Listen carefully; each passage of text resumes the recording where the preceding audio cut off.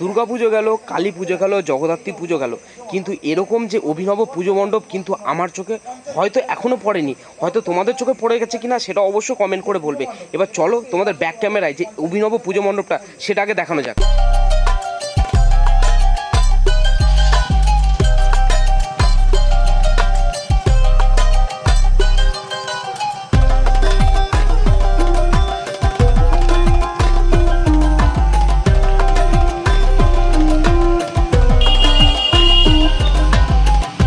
এবছরের থিমটার নাম কি আছে? এবার আমাদের শান্তিপুর রাসে আলোকমালায় ভরপুর। শান্তিপুর রাসে আলোকমালায় ভরপুর, এটাই আপনাদের এবছর থিমের নাম। হ্যালো বন্ধুরা, তোমাদের আরেকটা নতুন ভিডিওতে সকলকে স্বাগত। আর আজকে দেখো যে শান্তিপুরের যে রাজপথে রীতিমতো চলে এসেছি, তার একটাই প্রধান কারণ এই যে এখানে রাস পূর্ণিমা উপলক্ষে যেরকম পুজো পার্বণ হয় সেটাও ধরতে গেলে অন্যতা কোথাও হয় না। আর এর মধ্যে এই যে ইতিমধ্যে যে এখানকার লিডার্স ক্লাব সুবর্ণ জয়ন্তী উপলক্ষে যে অভিনব পুজো মণ্ডপ করেছে সেটা কিন্তু রীতিমতো উদ্বোধন হয়ে গেছে। তো সেই পুজো মণ্ডপটাই কিন্তু তোমাদের এই ভিডিওতে তুলে ধরবো। তোমরা অবশ্যই এই ভিডিওটা কন্টিনিউ করবে। চলো কথা না বাড়িয়ে ভিডিওটা কন্টিনিউ করা যাক। এবার তোমরা দেখো রীতিমতো এই যে লিডার্স ক্লাবের পুজো মণ্ডপের সামনে কিন্তু রীতিমতো চলে এসেছি। আর এইখানে কিন্তু এই বছর 50 বছরে পদার্পণ করেছে। আর এক কথায় বলা যায় সুবর্ণ জয়ন্তী। এ দেখো এখানে রীতিমতো এখানে লেখাও আছে। আর এইখানে তোমাদের তার আগে আরেকটা জিনিস বলে রাখি, এই যে এখানে ডে বাই ডে বিভিন্ন রকম ফাংশন বা বিভিন্ন রকম অনুষ্ঠান পালন করা হচ্ছে। আজকেও কিন্তু রীতিমতো ছিল। আর কালকে কিন্তু এই পুজো মণ্ডপ রীতিমতো উদ্বোধন হয়ে গেছে, প্রতিটা সাধারণ মানুষের জন্য ওপেন করে দেওয়া আছে। চলো এবার পুজো মণ্ডপের ভেতরে গিয়ে তোমাদের পুজো মণ্ডপ সহ এই আমাদের যে ভগবানকে দেখানো যাক। তোমরা জাস্ট দেখো, এক কথায় বলা যে অসাধারণ, অনবদ্য, কি সুন্দর দেখো রীতিমতো। আর এক কথায় বলা যায় এটা তো শান্তিপুরের সেরা প্যান্ডেল হতেই চলেছে।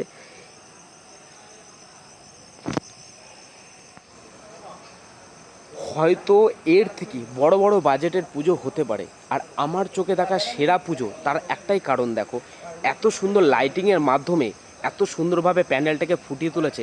আর এইখানে দেখো যে মূলত যেগুলো ইউজ করেছে, দেখো পাইপ এবং কিছু থার্মোকল এবং লাইটের মাধ্যমে এই অভিনব প্যান্ডেলটাকে ফুটিয়ে তোলা হয়েছে। আর এদিকে দেখো ঠাকুর হিসাবে ধরতে গেলে আমাদের যে ভগবান বিষ্ণু, সে রীতিমতো চক্র হাতে দাঁড়িয়ে রয়েছে। আর তার আগে ধরতে গেলে যে এই তোমরা দেখো জাস্ট যেখানে আমাদের দেবতা অর্থাৎ ভগবান বিষ্ণু দাঁড়িয়ে রয়েছে সেইখানেরও ধরতে গেলে কত সুন্দর সাজানো রয়েছে দেখো। আমাদের এই মণ্ডপ দেখার জন্যে, আমাদের এই আলোকিত দেখার জন্যে আপনাদের সবাইকে আহ্বান করছি, আপনারা আসুন শান্তিপুর লিডার্স ক্লাবকে। আপনারা দেখে এক চোখে দেখে যান আপনারা আমরা কি করেছি বা আগামীকাল দিনে কি করতে চলেছি। আপনাদের কি লাইটিংয়ে কি আলাদা কোনো চমক থাকছে? লাইটিং এই প্যান্ডেলের সঙ্গেই লাইটিং। আচ্ছা আচ্ছা। আর আলাদা করে আমাদের যে রোডে যে জিনিসগুলো আছে সেগুলো হচ্ছে আলাদা আছে। ঠিক আছে দাদা, বলছি আপনাদের এই বছরের পুজো কত বছরের পদার্পণ করলো? এবার আমাদের সুবর্ণ জয়ন্তী বর্ষ 50 বছরে আমরা পদার্পণ করলাম। তাহলে দেখতে দেখতে গুটি গুটি পায়ে আপনারা 50 বছর প্রায় পার করে ফেললেন। আপনাদের যে এই অভিনব যে চিন্তাভাবনা, এই যে পুজো মণ্ডপ, এটা কোথা থেকে আসলো? এটা আমাদের কিছু মাথা থেকে আমাদের এলো। অনেকক্ষণ থেকে আমরা তো বিভিন্ন থেকে ছবি সবাটা দেখি, তার থেকে আমাদের এই ছবিটা আমাদের আজ থেকে অনেক দিন আগে থেকে আমাদের পছন্দ ছিল যে আমরা একটা 50 বছরে কিছু দেখাবো, আমরা করব। এটা শান্তিপুরের বুকে আমরা বিভিন্ন জিনিস আমরা করেছি। বিভিন্ন পুজোতে আমরা বিগত এই এতদিন পুজোতে আমরা থিম করেই আমরা পুজো করি। আমরা এত বড় থিমটা আমরা হয়তো করিনি, কিন্তু আমরা থিম করি, আমরা থিমের পুজো করি।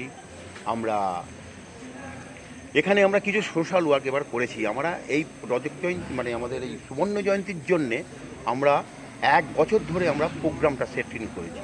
প্রথমে জানুয়ারি মাস থেকে 26শে জানুয়ারি থেকে আমরা করছি কি দুস্থ লোকদের শীত বস্ত্র প্রদান করেছি। আমরা করেছি আপনার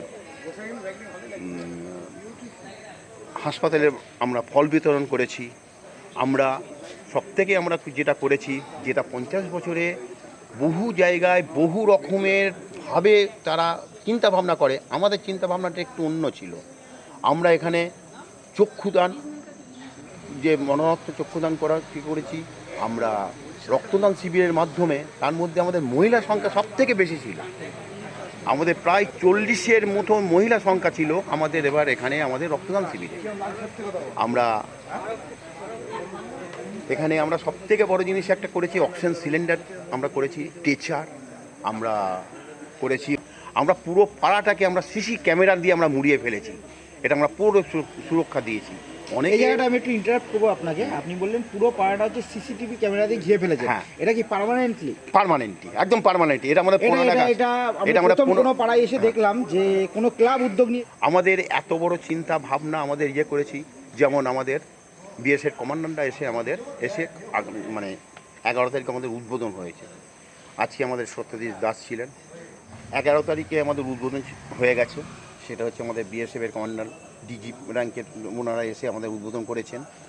আমরা আজকে আমাদের অর্থাৎ যে 12 তারিখে আমাদের সত্যজিৎ দাস উনি ছিলেন হচ্ছে হেমন্ত কণ্ঠী, আর 13 তারিখে আমাদের আছে হচ্ছে অদ্বিতী মুন্সি। অদ্বিতী মুন্সি নিশ্চয়ই করেছেন। তারপরে আমাদের ক্লাবের এক সদস্য, তিনি বাইরে থাকেন, তিনি আমাদের এসে করবেন। তারপরে আমাদের ঠাঁসা প্রোগ্রাম আছে। আমাদের রাস হচ্ছে, একটা কথা বলবো যে বিশেষ কমান্ডোর যে ডিজি এসছিল উদ্বোধনের দিন দিয়ে এইবার আমরা আমাদের চিন্তাধারা যেটা করেছি, এই চিন্তাধারার মধ্যে শান্তিপুরের তথা এই যে আমাদের যে মণ্ডপটা দেখছেন, যে উনি করেছেন গৌরাঙ্গ কুইলা, ইনি রাষ্ট্রপতি পুরস্কার প্রাপ্ত। ইনি কিন্তু এই নদিয়ায় প্রথম, উনি এবারে এসেছেন, নদিয়াতে প্রথম এসছেন উনি, এসে আমাদের এই প্যান্ডেলটা করেছেন। আমাদের তো অসাধারণ লেগেছে। এমন সারা শান্তিপুরের লোক বা যারা আসছে দেখছে তারাও বলছে অসাধারণ প্যান্ডেল। তার মধ্যে আমরা যে সাংস্কৃতিক অনুষ্ঠানগুলোকে আমরা সাজিয়েছি এই 1 বছর করে, তার মধ্যে আমাদের ধরুন আজকে হেমন্তবাবু যে গান গেয়ে গেলেন, উনি আমাদের সবাইকেই আমাদের খুব ভালো আনন্দ দিয়ে গেছেন। আগামীকালও আমাদের আসছেন অদ্বিতী মুন্সি। আর বলছি আপনাদের এই যে লিডার্স ক্লাব, এটা তো পাড়াটার নাম তরফদার পাড়া। যদি শান্তিপুর স্টেশন থেকে আসতে যাই কিভাবে আসবে যদি একটু এখান থেকে শান্তিপুর স্টেশন থেকে আসলে পরে বলতে হবে কোনো টোটোওয়ালা বা অটোকে বলতে হবে আমাদের লোকেশান হচ্ছে, এটা হচ্ছে তরফদার পাড়া। যদি বলে শরৎ কুমারী স্কুল, তাহলে এক ডাকে শরৎ কুমারী। আমাদের পাশেই হচ্ছে আমাদের একটা মহিলাদের স্কুল আছে, একটু নাম ডাক আছে শরৎ কুমারী স্কুল, তার গায়ে লিডার্স ক্লাব। তবে লিডার্স ক্লাবটা আশা করি টোটোওয়ালা অটোওয়ালারা এরা কিন্তু বুঝতে পারবে, কারণ যেহেতু আমাদের তো এই 1 বছর ধরে আমাদের সোশ্যাল ওয়ার্ক চলছে, জানে। অ্যাপ্রক্সিমেটলি ডিস্টেন্স কতটা হবে স্টেশন থেকে? আমাদের 7 থেকে 8 মিনিট, খুব বেশি হলে 10 মিনিট, তার বেশি নয়। এখান থেকে টোটোতে মোটামুটি ভাড়া কীরকম নাই এই অবধি? এখান থেকে ধরুন আমাদের তো এমনি 10 টাকা করে নেয়। এইবার ধরুন যারা আসবে এইবার রাসে, তারা তো বুঝতেই পারছেন কেমন নেবে, তাদের মনে তারার মতো করে নেবে।